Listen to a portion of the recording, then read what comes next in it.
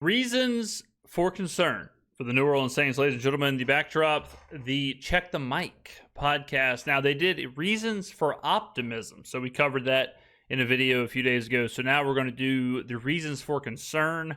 Hey, fair and balanced. All right. Now, look, it's obvious what the reasons for concern are for the New Orleans Saints.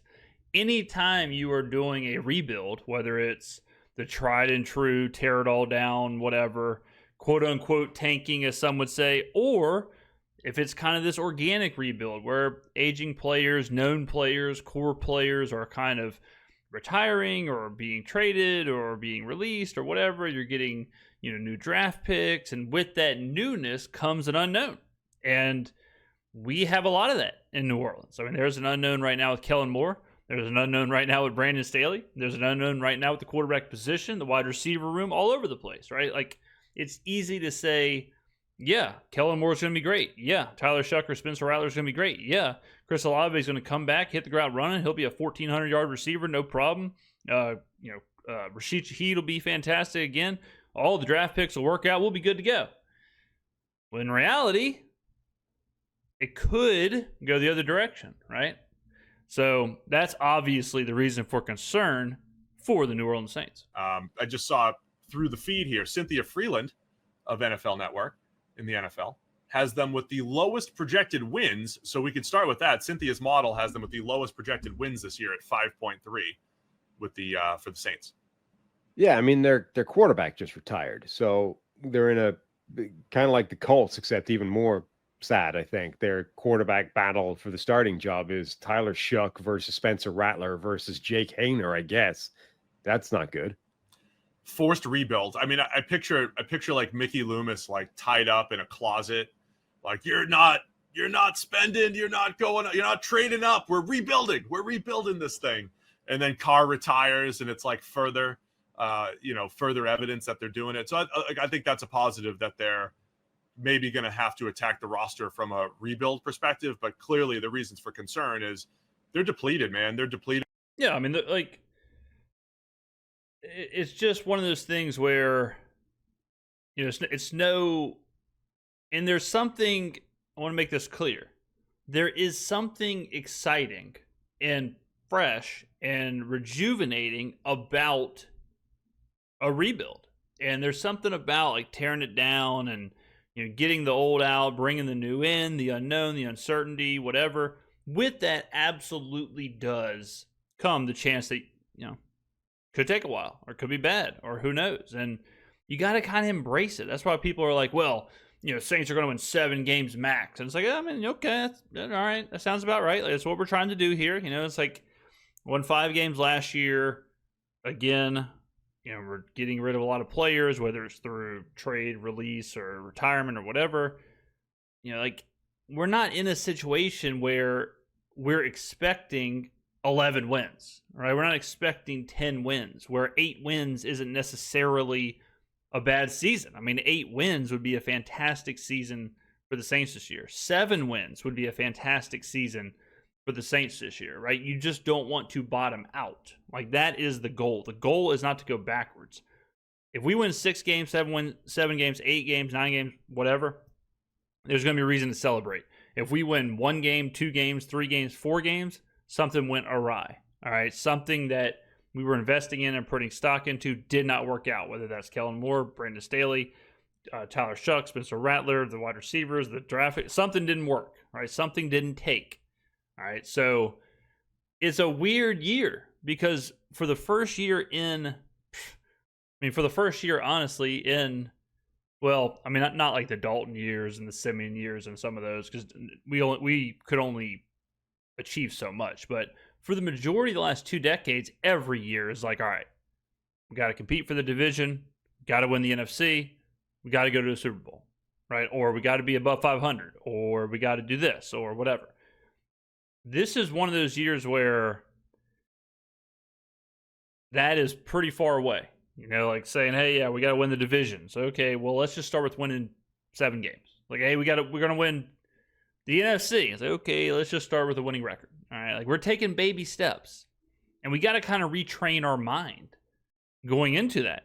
And it might last for 1 year, right? It might be like the Commanders last year, where Jaden Daniels takes off and all of a sudden those baby steps happen real fast. It might be like the Texans or whatever, but there's a chance that it might not be, right? There's a chance that and you just gotta, in a video or a topic like this, where you're talking about concern and reasons for concern, you do have to be a little bit more realistic versus the hopium copium. And that's okay. Like that's fine. That's all right.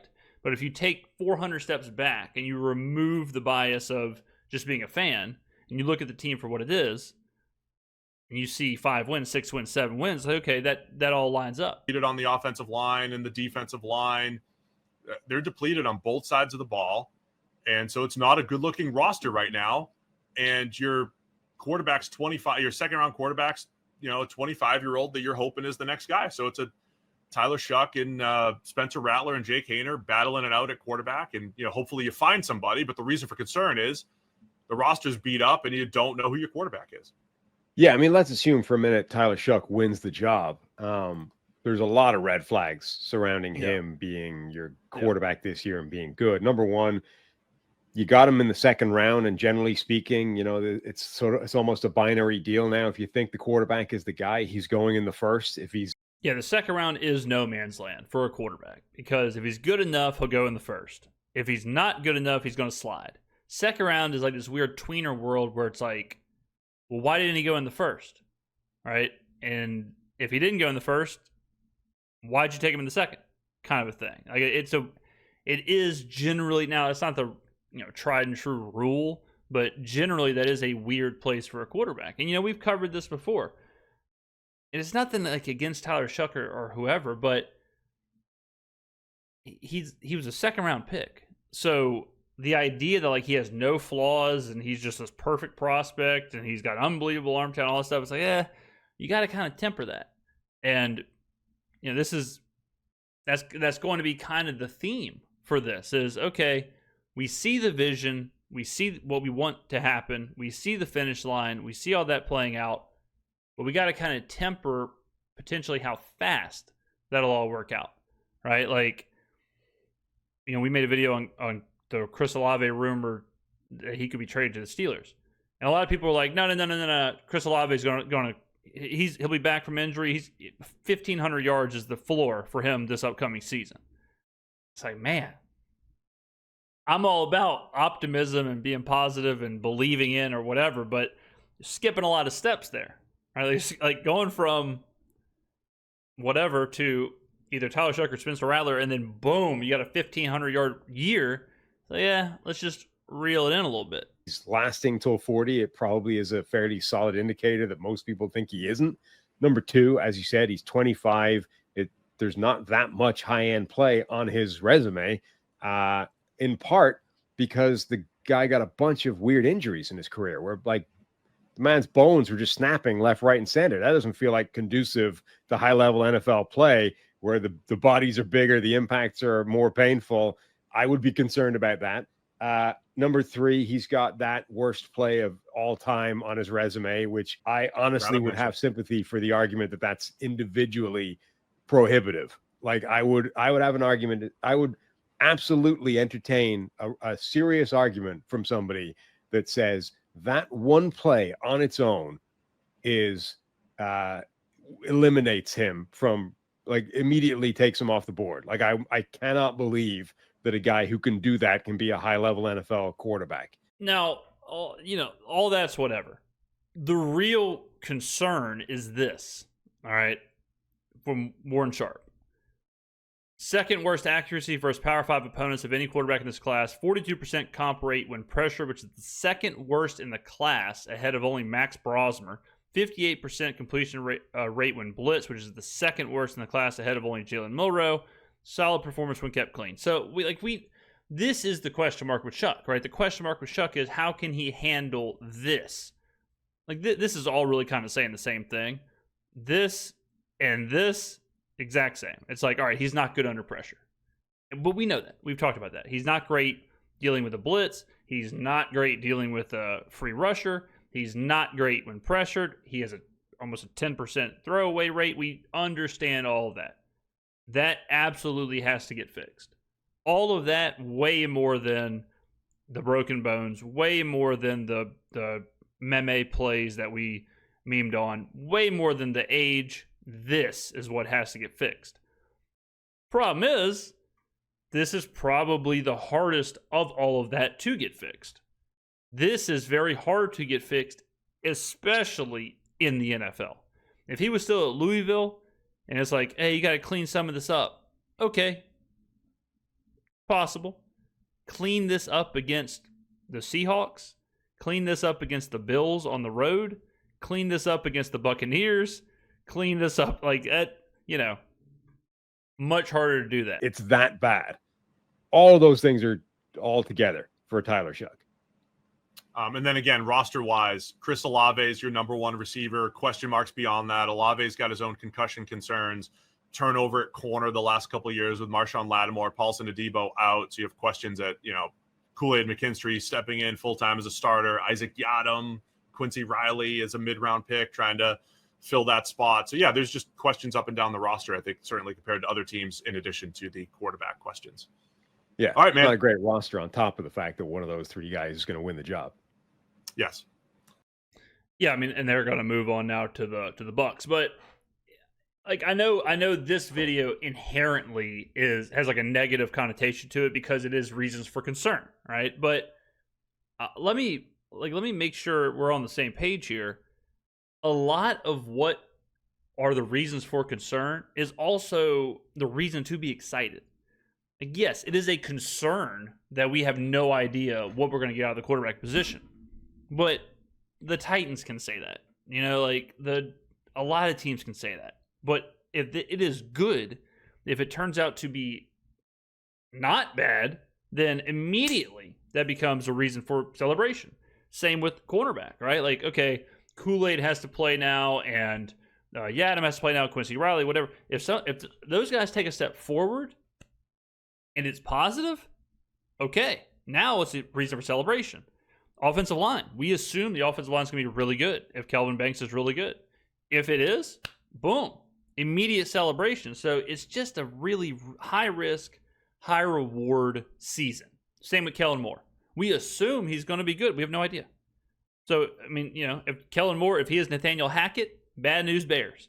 If he is, then, the next Sean McVay, reason for celebration. So it's just one of those things where it is what it is. You know what I mean? Like, and that's what I always say. You don't want to be on either side of the aisle. You don't want to be on the side of the aisle that's like, we're winning 14 games. This is the year. Super Bowl, Tyler Shough, MVP, Kellen. Like, you don't want to be on that side because then all you're going to do is let yourself down. But you also don't want to be on the side that's like, nope, team is shit, 2 wins. Team shit, not watching, brown paper bag, ain'ts. You don't want to be on either one. You just want to be right in the middle. Enjoy the ride. Someone in the comment section asked me, they were like, it sounds like you're more about the journey and less about the destination. I said, of course. Absolutely. That's what it's all about in sports. That journey, the draft, the rebuilds, the trades, the free agent signings, the game after game after year after year after playoffs, like that whole journey, the development, like from coach to player to everything, that journey is way better than the minute after a win or the minute after the Super Bowl or whatever. Like, it's all about that journey. So don't try and speed it up. Don't try and speed it up, but also don't try and stop it. Don't say 15 wins. Don't speed it up. Enjoy yourself. But also don't be like 1-2 wins. This team is shit. I hate this team. I'm burning my jerseys. All right. So it's a very interesting year. It's a very unique year. It's a very fun. I think this has been such a fun offseason. Like, this offseason has just been insane. Like from the draft to the Kellen Moore hiring, the Mike McCarthy week, the Derek Carr retirement, like everything is just absolutely not boring. There's not a boring time. And, hopefully, and like, you're going to see a lot of Saints are going to have the least amount of wins. Saints are going to have the worst odds to do this. Saints have no primetime games. Saints have they're not favored in any game except at one. You're going to see a lot of that. But to that, I would say, yeah, it makes perfect sense. The whole point of Vegas or the primetime games or whatever, they're trying to negate risk and volatility. All right, we just talked about it for 15 minutes. The Saints are the highest risk, highest volatility team there is.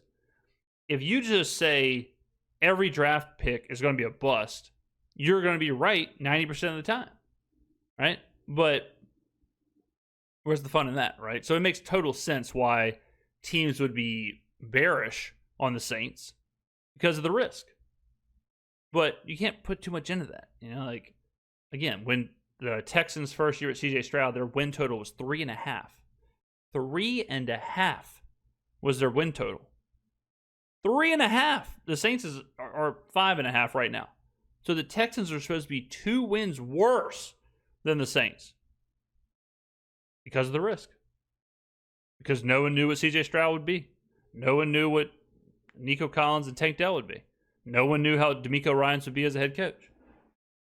And you see what happens, right? So there you go, ladies and gentlemen. That's the reason for concern. Not that big of a deal. It is what it is. Enjoy the ride, and I will be there every step of the way, and I will see you in the next video.